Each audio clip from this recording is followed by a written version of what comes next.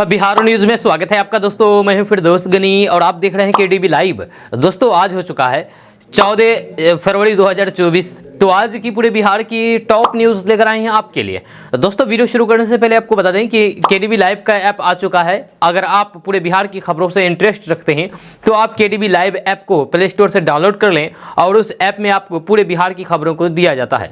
तो आप नई ताज़ी खबरें पाने के लिए अभी केडीबी लाइव ऐप डाउनलोड करें केडीबी में प्ले स्टोर में जाकर के। तो चलिए शुरू करते हैं आज की पूरे बिहार की टॉप न्यूज़। दोस्तों आज बिहार न्यूज की शुरुआत टॉप हेडलाइन के साथ करते हैं। तो बात करते हैं कि बेरोजगारी के मोर्चे से आई गुड न्यूज, अब दरवाजे पर दस्तक दे रही है नौकरियां। विधानसभा के बाद हाईकोर्ट में भी नीतीश कुमार को मिली बड़ी जीत, जमीन निबंधन कानून में संशोधन पर लगी रोक हटी। यही है आपको सही मौका, क्योंकि महीने भर में इतने सस्ता हो गया है सरिया, घर बनवाने में होगा कम खर्च। आगे अब आप बताएंगे इसके बारे में विस्तार से। करप्शन की खुलेगी एक एक फाइल, विधायकों को गायब करने वालों का होगा खुला इलाज, सम्राट चौधरी ने दे दी खुली चुनौती। विधायकों को 5 करोड़ और मंत्री पद का ऑफर, एनडीए को तोड़ने के लिए किसने रची थी ये साजिश। तेजस्वी पर भड़के गिरिराज सिंह, बोले आपका जन्म ही डील से हुआ है, ममता बनर्जी को बताया कलंक। फाइलेरिया की दवा खाने से 1500 से अधिक बच्चे बीमार, अस्पताल में भर्ती। हवाई किला बनाने दीजिए, फ्लोर टेस्ट के बाद प्रशांत किशोर का नीतीश कुमार पर हमला। नीतीश कुमार पर भरोसा नहीं किया जा सकता, राजद विधायक ने किया दावा, मैंने लालू जी को पहले ही किया था सावधान। अब रानी के पेट से नहीं होगा राजा पैदा, तेजस्वी यादव पर डिप्टी सीएम सम्राट चौधरी ने किया कटाक्ष। के पाठक को बड़ा झटका, शिक्षा मंत्री का साफ निर्देश, कहा बिना शर्त नहीं मिलेगा राज्यकर्मी का दर्जा, नौकरी जाने पर भी दी बड़ी जानकारी।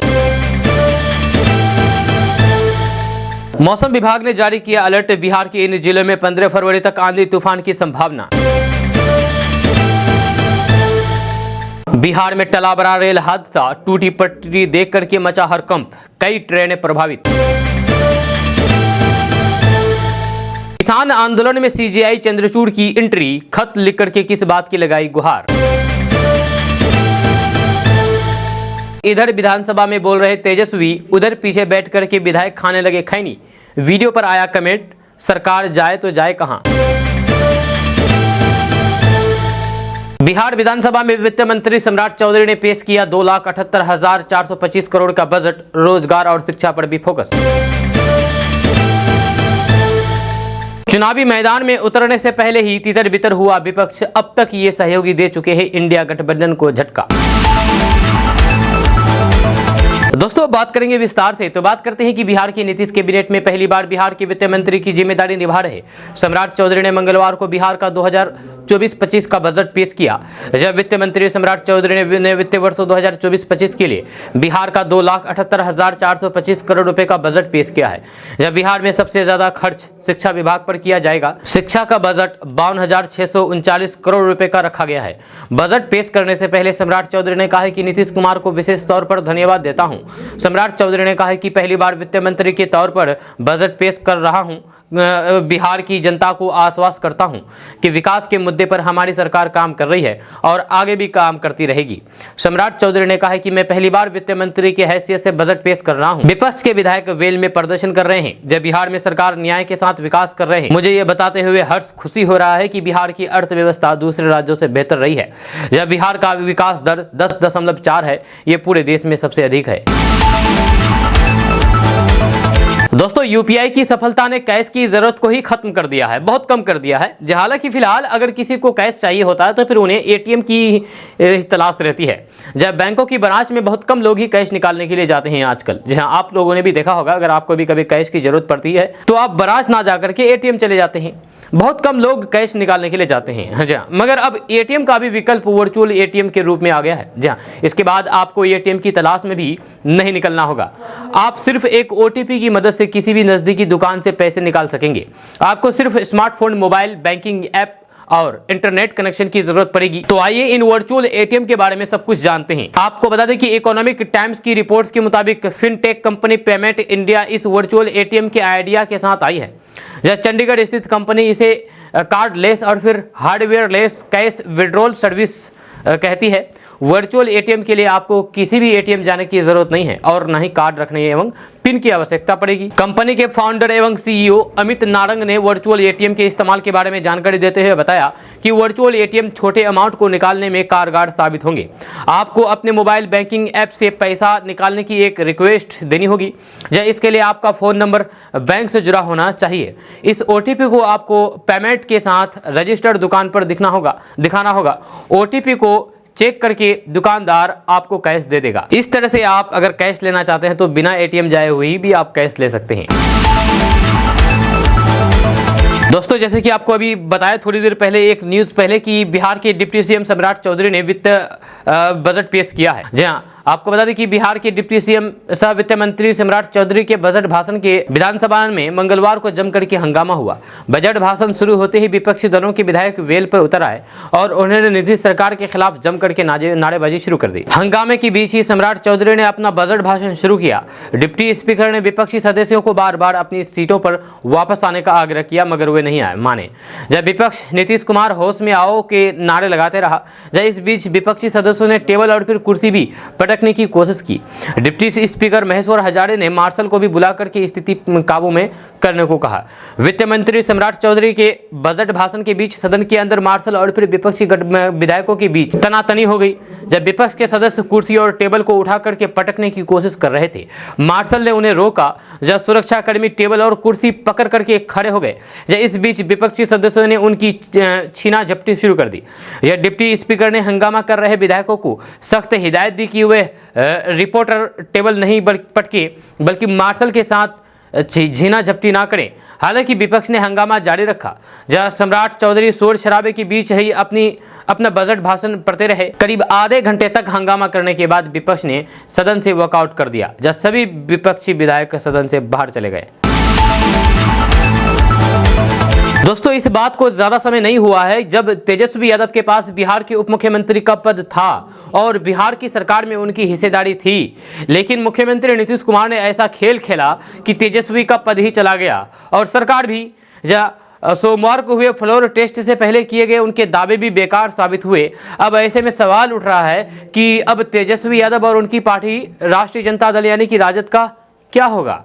यह सोमवार को विधानसभा में तेजस्वी यादव ने मुख्यमंत्री नीतीश कुमार और प्रधानमंत्री नरेंद्र मोदी पर जमकर के हमला बोला था। उन्होंने कहा था कि मैं नीतीश कुमार को भगवान राम के पिता दशरथ की तरह अपना पिता समझता हूं। जब दशरथ राम को वनवास नहीं भेजना चाहते थे, लेकिन केके ने उन्हें ऐसा करने के लिए मजबूर कर दिया। नीतीश कुमार को समझना होगा कि उनके लिए केके का काम कौन कर रहा है। जय नीतीश कुमार ने मुझे वनवास के लिए नहीं बल्कि राज्य की जनता के सुख दुख में भागीदारी बनने के लिए भेजा है। अब फिर वही सवाल यह आता है कि अब तेजस्वी यादव क्या करेंगे। तो आपको बता दूं कि तेजस्वी यादव के पास एक प्लस पॉइंट यह है कि भले ही सरकार उनकी ना हो, लेकिन विधानसभा में सबसे ज्यादा विधायक तो उन्हीं के पास है ना, आरजेडी के पास। 243 सीटों वाली विधानसभा में राजद के पास सबसे ज्यादा 79 विधायक हैं, वही भाजपा के पास 78 और नीतीश कुमार की जनता यानी कि जनता दल यूनाइटेड के पास 45। ऐसे में अगर तेजस्वी के सामने एक रास्ता ये दिखता है कि वे अगले साल होने वाले विधानसभा चुनाव पर ज्यादा फोकस करें और बिहार में अपना जनाधार और मजबूत करें। आपको बता दें कि तेजस्वी यादव ने विधानसभा में यह भी कहा था कि किसी को पता नहीं है कि पहली बार नीतीश कुमार ने जब मुझे दूर किया तब इनकी क्या मजबूरी थी। हम मुख्यमंत्री को सम्मान देते हैं और देते रहेंगे, लेकिन जनता चाहती है कि आप कभी इधर तो कभी उधर क्यों चले जाते हैं। आप राज्य में विकास करिए, युवाओं को नौकरियां दीजिए, हम उसमें आपका समर्थन करते रहेंगे। लेकिन हमने 17 महीने में यहां उतना काम कर दिखाया है जितना 17 साल में भी नहीं हो पाया था। अब ये नौजवान आगे की ओर बढ़ेगा। दोस्तों, बिहार में आज एक बड़ा रेल हादसा टला है। आपको बता दें कि टूटी पटरी देख करके हरकंप मच गया। जी हाँ, आपको बता दें कि बिहार के भागलपुर के अकबर नगर के खैराहिया गांव के समीप अप लाइन के पास पटरी टूटने से बड़ा रेल हादसा टल गया। यह घटना मंगलवार की सुबह 5:40 की बताई जा रही है। सूचना मिलते ही रेल विभाग के इंजीनियर ने भागलपुर के अकबर नगर आकर के जांच पड़ताल की। इसके बाद करीब 1 घंटे तक अप लाइन में रेल कर्मी पटरी को मरम्मत करने में जुट गए। पटरी टूटने के कारण सुपर ओ इंटरसिटी और फिर एक मालगाड़ी को स्पीड कम करके आवाजाही करवाया गया। जहां इस संबंध में स्टेशन मास्टर देवेश कुमार ने बताया है कि सुबह जानकारी मिली कि खैराही के समीप पटरी टूट गई है। इसके बाद विभाग को सूचना दी गई। जब पटरी टूटने से कोई भी हादसा नहीं हुआ, हालांकि ब्लॉक के कारण ट्रेनें प्रभावित हुई है। दोस्तों, किसान आंदोलन का मामला अब सुप्रीम कोर्ट तक पहुंच गया है। जब सुप्रीम कोर्ट बार एसोसिएशन ने चीफ जस्टिस DY चंद्रचूड़ को किसान आंदोलन को लेकर के एक पत्र लिखा है। इसमें बार एसोसिएशन ने किसानों के दिल्ली चले मार्च को स्वतः संज्ञान लेकर के एक्शन लेने का अनुरोध किया है। बार एसोसिएशन ने CGI DY चंद्रचूड़ को लिखे पत्र में किसान आंदोलन में गलत उद्देश्यों से शामिल किसानों के खिलाफ स्वतः संज्ञान लेते हुए कार्रवाई करने का अनुरोध किया है। इसके साथ ही इसमें CGI चंद्रचूड़ से मांग की गई है कि किसानों के विरोध प्रदर्शन के कारण आज जो वकील कोर्ट में पेश न हो पाए, उनके खिलाफ कोई प्रतिकूल आदेश पारित नहीं किया जाए। SCBA की ओर से लिखे गए पत्र में कहा गया है कि किसानों के 2020-21 वाले आंदोलन के दौरान लोगों को बड़ी समस्याओं का सामना करना पड़ा था। इसके साथ ही इसमें दावा किया गया है कि पिछले किसान आंदोलन के चलते कई लोगों की जान भी गई थी। ऐसे में आज किसान दिल्ली की तरफ बढ़ रहे हैं। ऐसे आंदोलन में गलत उद्देश्य से शामिल किसानों पर स्वतः संज्ञान लेकर के कार्रवाई की जाए। वहीं पर दूसरी तरफ किसान संगठनों के दिल्ली मार्च को देखते हुए सीमाएं सील करने और फिर मोबाइल इंटरनेट सेवाओं पर रोक लगाने के हरियाणा सरकार के फैसले के खिलाफ पंजाब एवं हरियाणा हाईकोर्ट में भी सोमवार को एक याचिका दायर की गई है। इसमें याचिकाकर्ता उदय प्रताप सिंह ने अदालत से किसानों के विरोध प्रदर्शन के खिलाफ हरियाणा और पंजाब की सरकारों और फिर केंद्र की सभी कार्रवाई पर रोक लगाने के लिए निर्देश देने का अनुरोध किया है। याचिका में आरोप लगाया गया है कि इन कदमों से मौलिक अधिकारों का उल्लंघन होता है और ये असंवैधानिक है। किसान जो प्रोटेस्ट कर रहे हैं उन्हें प्रोटेस्ट करने दिया जाए, उनको आंदोलन करने दिया जाए, क्योंकि ये उनका मौलिक अधिकार है। मौलिक अधिकार कोई नहीं छीन सकता है, क्योंकि हमें यह संविधान ने दिया है। जब संविधान में दिया गया मौलिक अधिकार छीनने का प्रयास नहीं होना चाहिए, ये आदेश दिया जाए। दोस्तों, मौसम विभाग ने एक अलर्ट जारी किया है। आपको बता दूं कि मौसम विभाग ने बिहार के कई जिलों के लिए अलर्ट जारी किया है और ये 15 फरवरी तक आंधी तूफान की संभावना जताई है। जहां अगर आप बिहार के रहने वाले हैं तो आप इस न्यूज़ को तो जरूर देखिए, क्योंकि बिहार में मौसम विभाग ने दक्षिण बिहार के कैमूर, रोहतास, औरंगाबाद एवं गया जिले के लिए ये अलर्ट जारी किया है। इन जिलों में 15 फरवरी तक, आज से यानी कि आज 14 फरवरी है, कल 15 फरवरी, कल तक आंधी तूफान के साथ ओलावृष्टि और वज्रपात गिरने की संभावना है। आज भी ये संभावना जताई गई है। यहाँ हल्की से मध्यम स्तर की बारिश होगी। जब मौसम विभाग ने किसानों को ये सलाह दी है कि वे अपने फसलों का सुरक्षित भंडारण कर लें ताकि फसलों को बचाया जा सके। दोस्तों, नीतीश कुमार 9वीं बार बिहार के मुख्यमंत्री बने हैं, ये तो आपको पता है। 2020 से शुरू हुए बिहार विधानसभा के इस कार्यकाल में ही वे 3 बार मुख्यमंत्री पद की शपथ ले चुके हैं। मुख्यमंत्री वही रहते हैं, बल्कि पूरे का पूरा विपक्ष बदल जाता है। जब कुछ दिन पहले तक भाजपा मुख्य विपक्षी पार्टी थे, अब सत्ता में आ गए हैं और आरजेडी सत्ता से बाहर हो गए हैं। जो पहले सत्ता में थी अब वो विपक्ष की भूमिका निभा रहे हैं। करिश्मा करने के महारथी नीतीश कुमार ही है। ज्यादा सीटें भाजपा को मिले या फिर राजद को, मुख्यमंत्री तो नीतीश कुमार ही रहते हैं। एनडीए से मिलकर के सरकार बनने के बाद पटना की सड़कें पोस्टर से पट गई है। पोस्टर्स में लिखा था नीतीश कुमार सबके हैं।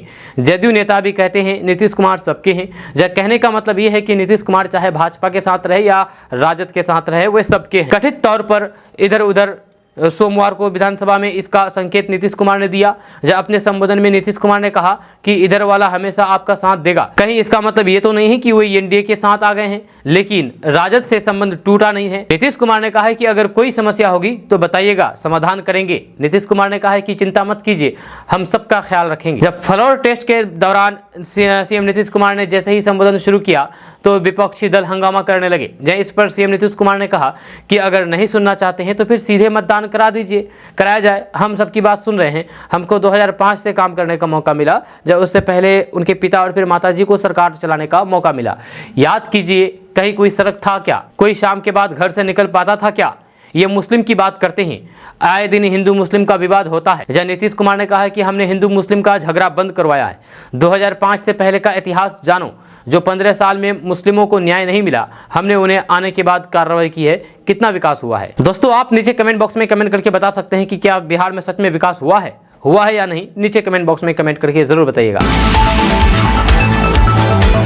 दोस्तों, केंद्रीय मंत्री और वरिष्ठ भाजपा नेता गिरिराज सिंह ने बिहार में सोमवार को हुए फ्लोर टेस्ट से पहले हुए ऐतिहासिक सियासी उठापटक पर तेजस्वी यादव और उनके पिता लालू प्रसाद यादव पर हमला बोला है। जहां उन्होंने कहा कि फ्लोर टेस्ट से पहले पैसे और फिर सत्ता का लालच देने की सीबीआई से जांच करवाई जानी चाहिए। इसके साथ ही उन्होंने पश्चिम बंगाल की मुख्यमंत्री ममता बनर्जी पर भी निशाना साधा और उन्हें कलंक तक बता दिया है।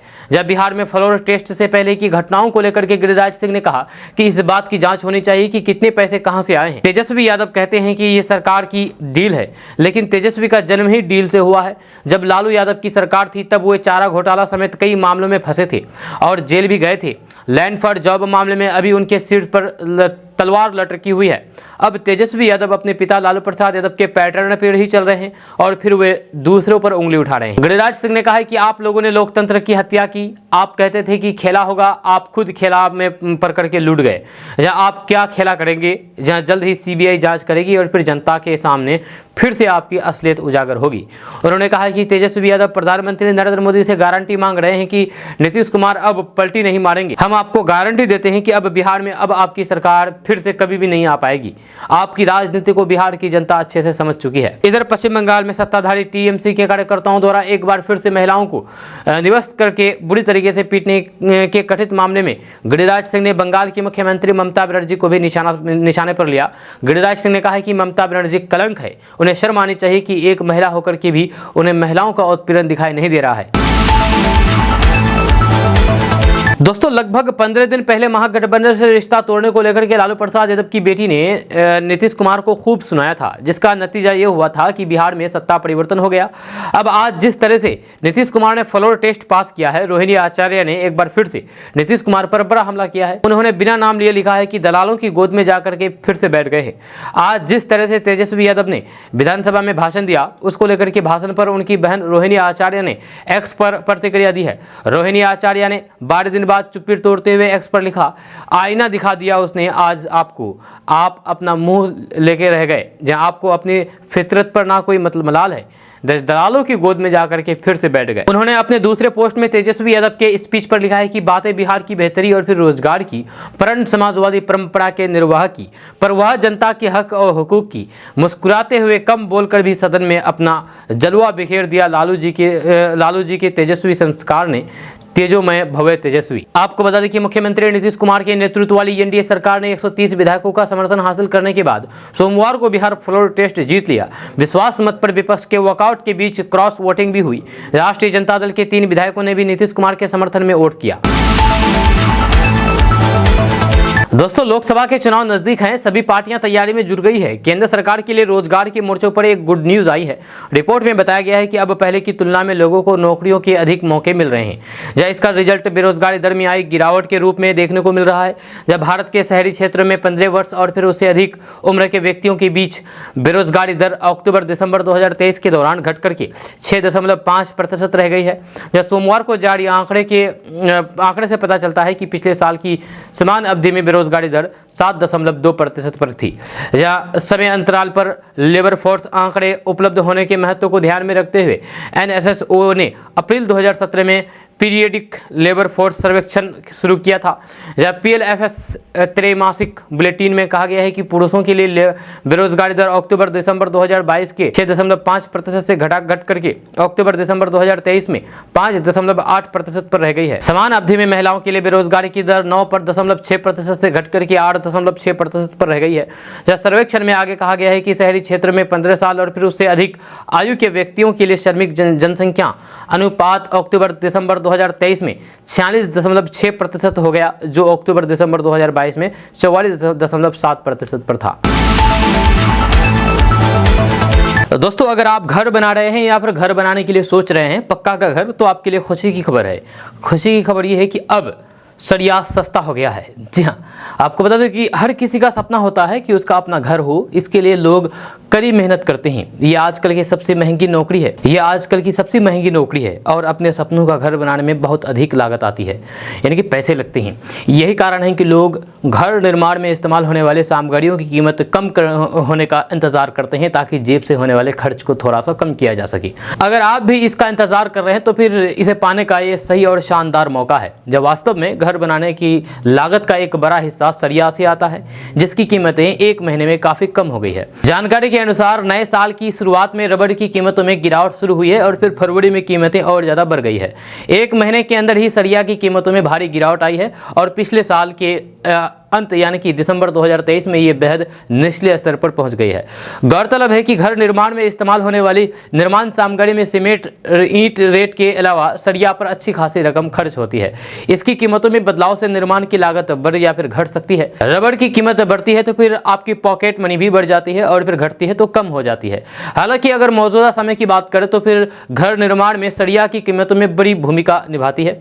यह दिल्ली से लेकर के मुंबई और फिर कानपुर से लेकर के गोवा और लखनऊ से लेकर के पटना तक कीमतें कम हो गई है। यह कुछ शहर ऐसे हैं जहां कीमतों में भारी गिरावट आई है। अगर आप अपने शहर में सरिया के नए रेट चेक करना चाहते हैं तो आप ironmart.com नाम की वेबसाइट पर चेक कर सकते हैं। यहां यह ध्यान रखना जरूरी है कि रबड़ की कीमतें प्रति टन बताई जाती है तथा सरकार द्वारा इस पर 18% की दर से GST निर्धारित है।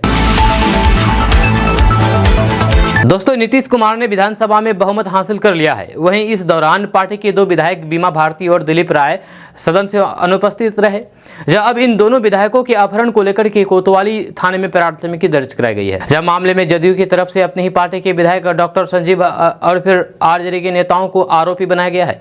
मामले में हरलाखी विधानसभा से जदयू के विधायक सुधांशु शेखर ने कोतवाली में दर्ज कराई गई शिकायत में बताया है कि 9 फरवरी की रात 8:32 पर मुझे मेरे मेहमान रंजीत कुमार का झारखंड हाजीपुर से मेरे मोबाइल नंबर पर व्हाट्सएप पर कॉल आया। उन्होंने मुझसे कहा कि इंजीनियर सुनील आए हैं, आपसे बात करना चाहते हैं। जब मैंने उनसे बात किया तो फिर वो बोले कि आप महागठबंधन के साथ आ जाइए, अभी 5 करोड़ दे देते हैं और फिर 5 करोड़ काम होने के बाद देंगे, या नहीं तो फिर मंत्री पद ले लीजिए। मैंने उनसे कहा कि बाद में सोच करके बताते हैं, ये करके टाल दिया। या उसने कहा कि करिएगा तो फिर हम डेरा पर आ जाएंगे। सुधांशु शेखर ने बताया है कि इसी तरह से 10 फरवरी को 10 बजे सुबह पूर्व मंत्री नागमणि कुशवाहा के नंबर पर व्हाट्सएप पर कॉल आया कि अखिलेश जी आपसे बात करना चाहते हैं, जल्द ही संपर्क करेंगे। जब फिर से 1 घंटे के बाद 11 बजे इंटरनेट कॉल आया और फिर बात करने वाले व्यक्ति ने अपना नाम अखिलेश बताया और स्वयं को राहुल गांधी का करीबी बताया और कहा कि आप हमारे साथ आ जाइए एवं इसके बदले में जो भी आपका डिमांड होगा पूरा होगा। विश्वास मत प्रस्ताव में हमारे महागठबंधन का सपोर्ट कीजिए। वहीं पर हरलाखी विधायक ने बताया है कि मेरे साथी विधायक कृष्ण मुरारी शरण 175 हिलसा विधानसभा हिलसा नालंदा में बताया है कि उन्हें भी राजद प्रवक्ता शक्ति यादव का फ़ोन आया, जो कह रहे थे कि एक व्यक्ति आपसे सुबह में मिलेगा, बात कर लीजिएगा। जब दूसरे दिन सुबह हिलसा थाना का ही रहने वाला एक व्यक्ति उनसे मिला और कहा कि 12/2/2024 को विश्वास प्रस्ताव में राजद के पक्ष में वोट करिए, आपको मंत्री पद दिया जाएगा या फिर जितना पैसा डिमांड कीजिएगा मिलेगा। तो फिर उन्होंने उस व्यक्ति को तुरंत घर जाने के लिए कह दिया। दोस्तों, संसद के उच्च सदन यानी कि राज्यसभा से इस साल अप्रैल में 15 राज्यों के 56 सदस्य रिटायर हो जाएंगे। इसमें 6 सीटें बिहार की है।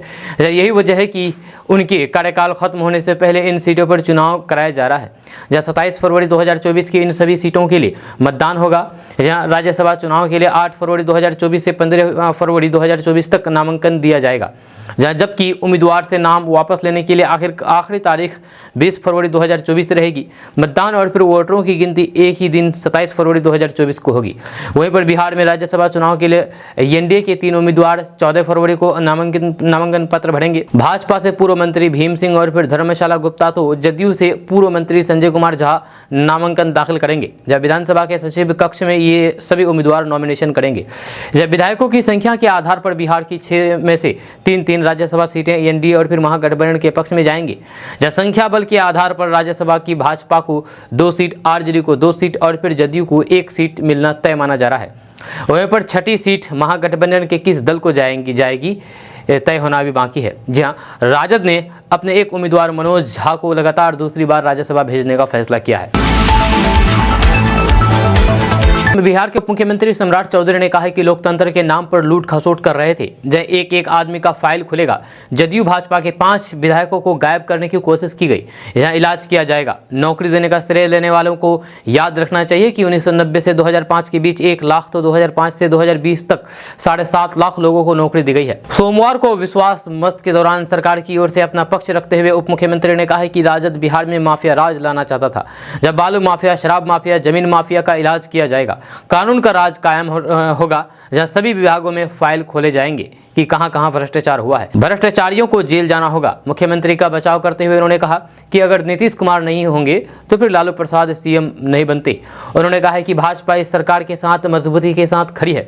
डबल इंजन का सरकार बनते ही बिहार को तत्काल तौर पर 9,000 करोड़ का लाभ हुआ है, जहां 1996 से ही एनडीए है। आरक्षण का दावा करने वाले राजद नेताओं ने अपने परिवार को आरक्षण दिया है। 1.5 साल में अरबपति कैसे बनाया जाता है, ये कोई राजद नेता से सीखी। जब 15 साल पर शासन में रहे तो फिर चारा खा गए, जब फिर रेलवे में आए तो फिर नौकरियां खा गए, नौकरी के बदले जमीन लिखवा ली। जब खेला होने का दावा करने वालों के साथ ही खेला हो गया, हमने खिलौना दे दिया है, जब अब खेलते रहें। साथ ही सम्राट चौधरी ने कहा है कि भाजपा पर कुछ बोलने से पहले याद रखना चाहिए कि लालू प्रसाद को भी पहली बार सीएम भाजपा ने ही बनवाया था। जल संसाधन मंत्री विजय कुमार चौधरी ने राजद नेता तेजस्वी यादव पर पलटवार किया है। जब विश्वास मत के दौरान जदयू की ओर से पक्ष रखते हुए मंत्री ने शायराना अंदाज में कहा कि कुछ तो मजबूरियां रही होगी, यूं कोई बेवफा नहीं होता। जहां तक क्रेडिट लेने का सवाल है, हम साथ में थे, सीएम को क्रेडिट देना चाहिए था, लेकिन खुद क्रेडिट ले रहे थे। कौन नहीं जानता है कि मुख्यमंत्री बिहार के विकास के लिए लगे हुए हैं। चाहे कोई बड़ा फैसला हो या फिर नई नीति बनाने की बात, मुख्यमंत्री ने ही सारा काम किया है। जिस शिक्षक बहाली का श्रेय लिया जा रहा है, उस पर निर्णय मेरे शिक्षा मंत्री रहते हुए ही लिए गए थे। जहाँ पूरा बिहार जानता है कि जब तत्कालीन शिक्षा मंत्री चंद्रशेखर ने दफ्तर जाना बंद कर दिया, तब बहाली की प्रक्रिया शुरू हुई। कांग्रेस जाते जनगणना का क्रेडिट ले रही है। दोस्तों, बिहार में शिक्षक सक्षमता परीक्षा का विरोध कर रहे हैं। जो आज शिक्षक एकता मंच ने विधानसभा का घेराव करने का ऐलान किया है।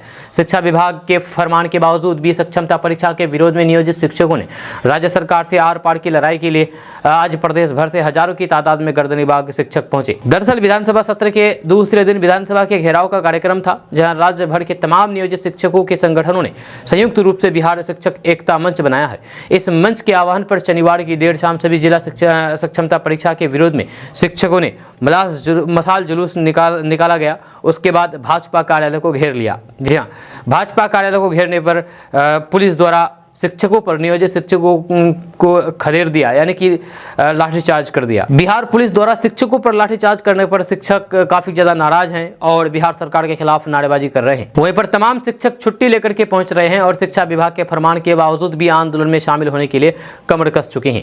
यहाँ नियोजित शिक्षकों का कहना है कि राज्यकर्मी का दर्जा दिए जाने के लिए आयोजित होने वाले सक्षमता परीक्षा में 3 जिलों का विकल्प निरस्त करते हुए ऐच्छिक हस्तांतरण का प्रावधान करना चाहिए। अनिवार्य हस्तांतरण के लिए विकल्प का प्रावधान समाप्त हो। जहाँ सक्षमता परीक्षा ऑनलाइन लिए जाने में कई सारी व्यवहारिक दिक्कतें हैं। अधिकांश नियोजित शिक्षक कंप्यूटर चलाने की जानकारी नहीं रखते हैं, इसलिए सक्षमता परीक्षा का आयोजन ऑफलाइन किया जाए।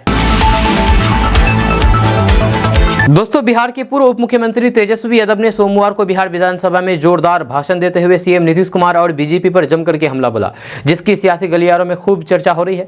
जहां कांग्रेस के राज्यसभा सांसद दिग्विजय सिंह भी तेजस्वी के भाषण के मुरीद हो गए हैं और एक्स पर पोस्ट करके तेजस्वी की जमकर के तारीफ की है और शाबाशी दी है और तेजस्वी की तुलना लालू यादव से की है। सदन में तेजस्वी ने करीब 30 मिनट से ज्यादा लंबा भाषण दिया था। दिग्विजय सिंह ने एक्स पर पोस्ट करते हुए लिखा कि तेजस्वी शाबाश, आज तुम्हारे इस भाषण के बाद मुझे पूरा भरोसा है कि लालू यादव जी गौरवान्वित महसूस कर रहे होंगे। लालू जी ने आडवाणी जी का रथ रोका था और अब तेजस्वी तुमने नरेंद्र मोदी का रथ रोकने का आह्वान किया है। यह तुम्हारे साहस पर हमें गर्व है। बड़े बड़े नेता ईडी, सीआईटी, सीबीआई से डर गए हैं, लेकिन एक परिवार नेहरू गांधी का और एक लालू यादव का है जो इनके सामने नहीं झुका है। हम मिल करके लड़ेंगे और जीतेंगे। तेजस्वी यादव ने आगे कहा है कि क्रेडिट लेने पर सवाल पर उठाया जा रहा है। जब विभाग मेरा, मेरी पार्टी का, मंत्री मेरा और मेरी पार्टी का, तो फिर क्रेडिट कौन लेगा? क्या इस सरकार में भाजपा के मंत्री अपने विभाग का क्रेडिट नहीं लेंगे? भाजपा वाले कैसे सरकार को निशाना पर लिया करते थे? ये सब याद करने की वाली बात है। किन किन शब्दों का प्रयोग नहीं किया गया? क्या मोदी जी गारंटी लेते हैं कि ये सरकार फिर से पलटी नहीं मारेंगे। अगर कोई दिक्कत थी, किसी मंत्री से परेशानी थी तो फिर बात करते, लेकिन हम रुकने वाले नहीं हैं। मोदी जी को बिहार में ही रोका जाएगा। जननायक कर्पूरी ठाकुर को भारत रत्न मिलना खुशी की बात है, लेकिन भाजपा ने तो वोट के लिए भारत रत्न को डील बना लिया है। जब बिहार के हित के लिए, बिहार की तरक्की के लिए सरकार की स्थिरता जरूरी है। जब केंद्र सरकार पैसा देकर के बिहार पर कोई ऐसा नहीं कर रही है, जब बिहार को विशेष राज्य का दर्जा मिले, ये जरूरी है, ये हम भी चाहते हैं।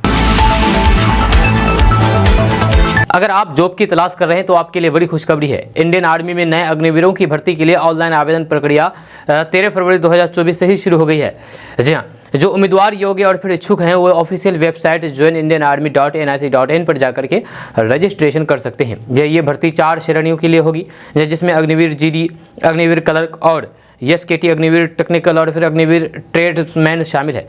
जहाँ रजिस्ट्रेशन करने के बाद युवाओं को पहले ऑनलाइन लिखित परीक्षा देनी होगी, उसके बाद फिजिकल टेस्ट लिया जाएगा। उम्मीदवार इस बात का ध्यान रखें कि आधार कार्ड एवं 10वीं परिणाम डिजी लॉकर अकाउंट के साथ लिंक हो। डिजी लॉकर से अपने डॉक्यूमेंट्स को लिंक करें। जो अग्निवीर जनरल ड्यूटी पदों के लिए 45% अंकों के साथ 10वीं पास होनी चाहिए, या साथ ही हर विषय में कम से कम 33% अंक होना जरूरी है। जिन उम्मीदवारों के पास light motor vehicle driving licence होगा, उन्हें ड्राइवर भर्ती में प्रोसेस भी दिया जाएगा। अग्निवीर तकनीकी भर्ती के लिए फिजिकल, केमिस्ट्री, मैथ्स और फिर अंग्रेजी विषय में 50% अंकों के साथ में 12वीं पास होनी चाहिए। हर विषय में कम से कम 40% मार्क्स होनी चाहिए। वहीं अग्निवीर क्लर्क स्टोर कीपर पदों के लिए 12वीं में कम से कम 60 अंकों के साथ पास हो। अंग्रेजी और फिर गणित, अकाउंट, बुक कीपिंग में कम से कम 50 अंकों के साथ पास हो। अग्निवीर ट्रेड्समैन पदों के लिए कम से कम 10वीं पास होनी चाहिए। आवेदक के सभी विषयों में 33% अंक होने चाहिए। अग्निवीर ट्रेड्समैन के लिए 8वीं पास होनी चाहिए। सभी विषयों में 33% अंक होना चाहिए। उम्र सीमा की बात की जाए तो सभी पदों के लिए 17.5 साल से 21 साल है। जहां अधिक जानकारी के लिए आप उम्मीदवार आधिकारिक नोटिफिकेशन को देख सकते हैं। दोस्तों, बड़ी खबर पूर्णिया से सामने आई है। यहाँ पर रुपोली की जदयू विधायक बीमा भारती के पति अवधेश मंडल, पुत्र राजकुमार राजा और फिर भतीजा पंकज कुमार सहित 9 लोगों को अवैध रूप से लाइसेंसी राइफल का इस्तेमाल करने के आरोप में गिरफ्तार किया है। इस संबंध में केस दर्ज करते हुए पुलिस ने सहायक पुलिस अधीक्षक अपराजित रेहान के नेतृत्व में सोमवार की देर रात को बाढ़ सिविल कोर्ट में पेश किया गया, जहां से न्यायिक हिरासत में सभी अभियुक्तों को जेल भेज दिया गया है। जानकारी के अनुसार मोकामा पुलिस ने बाईपास में चेकिंग मुहिम शुरू की थी, जहां इस दौरान एक वाहन से 3 राइफल के साथ कुछ लोगों को पकड़ा गया। राइफल की जांच के दौरान पता चला है कि जदयू विधायक बीमा भारती और उनकी बेटी के नाम से इनका लाइसेंस जारी किया गया है, जिसका इस्तेमाल उनके पति एवं अन्य लोग कर रहे थे। इस संबंध में आर्म्स एक्ट उल्लंघन में पुलिस ने केस दर्ज करते हुए जांच पड़ताल की। इसके बाद सोमवार को अचानक बार कोर्ट में कड़ी सुरक्षा व्यवस्था के बीच सभी अभियुक्तों को पेश किया गया। पेशी के बाद सभी अभियुक्तों को जेल भेज दिया गया है। यह बताया जाता है कि पूर्णिया के रुपोली से जदयू विधायक ने अपने बेटे को हिरासत से रिहा करने के लिए एसएसपी से गुहार लगाई है, लेकिन उन्हें राहत नहीं मिली है। बीमा भारती ने बताया है कि साजिश के तहत उनके पति एवं अन्य लोगों को गिरफ्तार किया गया है। उनका लाइसेंस वैध है। जहाँ कई घंटों तक उनके पति एवं अन्य लोगों को पुलिस ने थाने में बंद कर दिया था, इसकी सूचना भी उन्हें नहीं दी गई थी। जब पति और फिर बेटे की खोजबीन की गई तो फिर पता चला है कि सभी लोगों को गिरफ्तार किया गया है। ये कार्रवाई एक तरफा है। बहरहाल, बदले राजनीतिक माहौल में जदयू विधायक बीमा भारती के पति एवं अन्य लोगों पर दर्ज केस की चर्चा का बाजार गर्म हो गया है। अब रानी के पेट से राजा पैदा नहीं होगा, तेजस्वी यादव पर डिप्टी सीएम ने बहुत बड़ी बात कह दी है। जहां बिहार के उप मुख्यमंत्री ने, आपको बता दूं कि विधानसभा में सोमवार को विश्वास मत प्रस्ताव पर चर्चा के दौरान तेजस्वी यादव के संबोधन के बाद में उप मुख्यमंत्री विजय सिन्हा तीखी टिप्पणी की है। विजय सिन्हा ने कहा है कि रानी के पेट से राजा पैदा नहीं होगा, जब वंशवाद की राजनीति नहीं चलेगी। आप तो चांदी का चम्मच लेकर के पैदा हुए हैं। आप 5 बार विपक्ष के नेता रहे, लेकिन जनता के हित के लिए आपने क्या किया? उन्होंने जमीन के बदले नौकरी घोटाले की ओर इशारा करते हुए कहा कि जब कार्रवाई होती है तो फिर वह कहते हैं मैं तो बच्चा था, लेकिन ये संपत्ति कहां से आई? भ्रष्टाचार पर कार्रवाई होती है तो फिर भ्रम फैलाते हैं। विजय सिन्हा ने कहा है कि जनादेश एनडीए को मिला था, जनता ने सत्ता एनडीए को दिया था, लेकिन इन लोगों ने जनादेश धोखा से छीन लिया था। जब उन्होंने कहा कि राजद के मंत्रियों की ओर से हमारी संस्कृति पर बार बार चोट की जाती थी, जब धर्म का अपमान किया जाता था, सनातन की संतानों को परेशान किया जाता था। मुख्यमंत्री बार बार टोकते थे कि किसी धर्म का अपमान मत करो, लेकिन श्री रामचरित्र मानस के बारे में बार बार अमर्यादित टिप्पणी की गई। आरजेडी प्रमुख लालू प्रसाद यादव और फिर पूर्व मुख्यमंत्री राबड़ी देवी के शासनकाल का कटाक्ष करते हुए कहा है कि 1990 से 2005 तक 15 वर्षों में लाखों बिहारियों का पलायन हुआ, सिर्फ इसलिए कि उनके शासन में जंगल राज था। लालू परिवार पर समाजवाद का कलंकित करने के लिए करारा प्रहार किया है। खबर अररिया से सामने आई है। यहां पर सोमवार को बिहार में एक बार फिर से एनडीए की सरकार बन गई है। जहां सरकार के फ्लोर टेस्ट में कुल 129 मतों से पास होने पर अररिया के सांसद प्रदीप कुमार सिंह ने खुशी जाहिर की है। उन्होंने बिहार वासियों को शुभकामनाएं देते हुए कहा कि ये बेहद हर्ष का क्षण है। तमाम बिहार वासियों की भी यही आकांक्षा थी कि बिहार में जिस डबल इंजन की सरकार को उन्होंने अपना बेशकीमती वोट देकर के चुना था, आज दोबारा बिहार विधानसभा में एनडीए ने अपना बहुमत साबित करके नई सरकार का गठन किया है। इस नई सरकार के गठन के लिए बिहार के मुख्यमंत्री नीतीश कुमार, उप मुख्यमंत्री सम्राट चौधरी और फिर विजय सिन्हा सहित बिहार के सभी एनडीए के विधानसभा सदस्यों का धन्यवाद दिया, जिन्होंने बेहतर बिहार निर्माण को गढ़ने की कल्पना करने वाले प्रधानमंत्री नरेंद्र मोदी पर अपना भरोसा दिखाया। जी हां, और फिर बीजेपी नेतृत्व वाली एनडीए का साथ दिया। जब बिहार में नवनिर्मित डबल इंजन सरकार बिहार को एक नई ऊंचाइयों तक ले जाएगा, ये हम सबकी कामना है। ये कहना है अररिया के सांसद प्रदीप कुमार सिंह का। दोस्तों, आज का न्यूज़ बस ये कैसा लगा आपको नीचे कमेंट बॉक्स में कमेंट करके जरूर बताइएगा। अगर आप हमारे चैनल पर नए आए तो फिर चैनल को सब्सक्राइब करके बेल आइकन को प्रेस कर दीजिए और साथ ही वीडियो को लाइक कर दीजिए, अपने दोस्तों के साथ शेयर भी कीजिए। तो चलिए मिलते हैं फिर नेक्स्ट वीडियो के साथ, तब तक के लिए जय हिंद, जय बिहार।